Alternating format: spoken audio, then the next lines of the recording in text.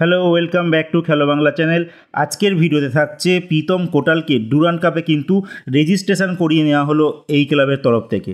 সেই সমস্ত খবর জানাবো। তার আগে প্রতিদিনের মতো বলবো, খেলার আপডেট খবর পাওয়ার জন্য আমাদের চ্যানেলটিকে সাবস্ক্রাইব করতে একদম ভুলো না।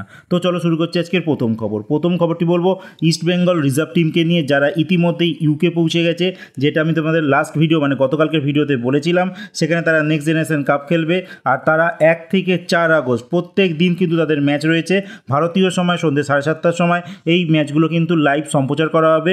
রিলায়েন্স ফাউন্ডেশন ইউথ চ্যানেল আছে ইউটিউবের, সেখান থেকে দেখানো হবে। তার আগে ইস্টবেঙ্গল টিম একটা প্রস্তুতি ম্যাচ খেলবে 30 জুলাই। যেই ক্লাবটির সঙ্গে খেলবে সেইটার নাম লোটান টাউন এফসি। তো এই ক্লাবের সঙ্গে কিন্তু ইস্টবেঙ্গল একমাত্র প্রস্তুতি ম্যাচ খেলতে চলেছে এই নেক্সট জেনারেশন কাপ শুরু হওয়ার আগে।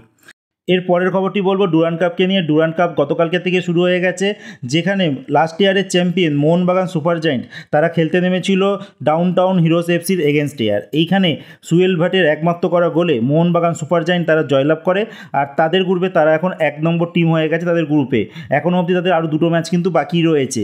আর বলে রাখি, আজকে ডুরান্ড কাপে একটি ম্যাচ আছে, যেখানে বাংলার মোহামেডান স্পোর্টিং তারা মুখোমুখি হবে ইন্টারকাশির সঙ্গে। মোহামেডানের কাছে কিন্তু এই ম্যাচ যথেষ্ট গুরুত্বপূর্ণ। তারা কলকাতা লিগের পারফরমেন্স মোটামুটি খারাপ আছে, কিন্তু এইখানে তাদের ফুল স্কোয়াডকেই হয়তো আমরা দেখতে পারবো। এরপরে বলবো বাংলার একজন এক্সপিরিয়েন্স বা অভিজ্ঞ কোচ রঞ্জন চৌধুরী, তার কথা। গোকুলাম কেরালা এফসি তারা একজন টেকনিক্যাল ডিরেক্টর নিযুক্ত করেছে। তিনি আর কেউ নন, বাংলার রঞ্জন চৌধুরী। তাকে টেকনিক্যাল ডিরেক্টর হিসেবে কিন্তু গোকুলাম কেরালা এফসি তারা কিন্তু নিযুক্ত করেছে। এবার দেখার বিষয়, এই রঞ্জন চৌধুরী কিন্তু প্রচণ্ড নাম, তিনি ফুটবলের গোড়া থেকে খেলোয়াড় তুলে নিয়ে আসে। এবার দেখার বিষয় গোকুলাম কেরালা এফসিতে গিয়ে তিনি গোকুলাম কেরালাকে কতটা সাকসেসফুল দিতে পারে, কারণ গোকুলাম কেরালা একটা কেরালার টিম, সে কেরালায় কিন্তু এমনি ফুটবল ক্রেজ আছে। এরপরে বলবো কেরালার কথা যখন বলছি, তো কেরালা তাদের একজন সেন্ট্রাল ব্যাক খেলোয়াড়, বিদেশি খেলোয়াড়, যার নাম মাইলোস ড্রিংসিক। এই খেলোয়াড়টির সঙ্গে কিন্তু 2026 অবধি কন্ট্যাক্ট এক্সটেন্ড করে নিয়েছে। মানে এই খেলোয়াড়টি লাস্ট ইয়ারে যদি পারফরমেন্স দেখা যায়, সেক্ষেত্রে 50-50 বলতে পারি, যে কিছু ভালো কিছু মন্দ এই নিয়ে কেটেছে লাস্ট ইয়ার। তারপরও এই খেলোয়াড়টির সঙ্গে কিন্তু কেরালা ব্লাস্টার তারা 1 বছর আরও কন্ট্যাক্ট এক্সটেন্ড করে নিল, মানে 2026 অবধি কিন্তু তারা কন্ট্যাক্ট এক্সটেন্ড করে নিল।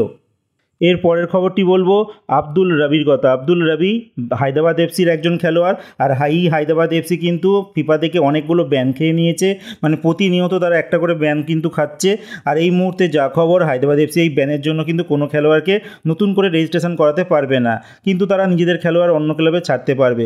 অনেক খেলোয়াড়কে ছাড়ছে আর অনেক খেলোয়াড়কে কিন্তু ছাড়ছে না। তো তার মধ্যে এই আব্দুল রবির কথা বলছি। এই আব্দুল রবিকে কিন্তু শোনা যাচ্ছে ব্যাঙ্গালোর এফসিতে তারা ছাড়তে চলেছে, আর ব্যাঙ্গালোর এফসিতে আইএসএলে হয়তো আমরা এই আব্দুল রবিকে খেলতে দেখতে পারবো ব্যাঙ্গালোর এফসির হয়ে।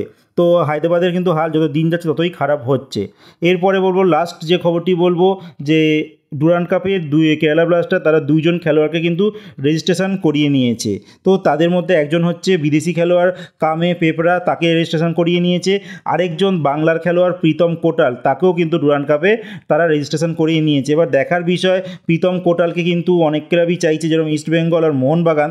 তারপরও কিন্তু এই কেরালা ব্লাস্টার তাকে রেজিস্ট্রেশন করিয়ে নিল। তো মোটামুটি বোঝাই যাচ্ছে যে ডুরান্ড কাপেই প্রীতম কোটালকে দেখতে চাইছে তাদের কোচ, যে তিনি কেমন পারফরমেন্স করে। যদি ঠিকঠাক পারফরমেন্স থাকে হয়তো তাকে কিন্তু আবারও কেরালা ব্লাস্টারের আইএসএল আমরা দেখতে পারবো। আর যদি পারফরমেন্স ঠিকঠাক না থাকে, সেক্ষেত্রে হয়তো তাকে ছাড়ার একটা সিদ্ধান্ত তারা নিতে পারে।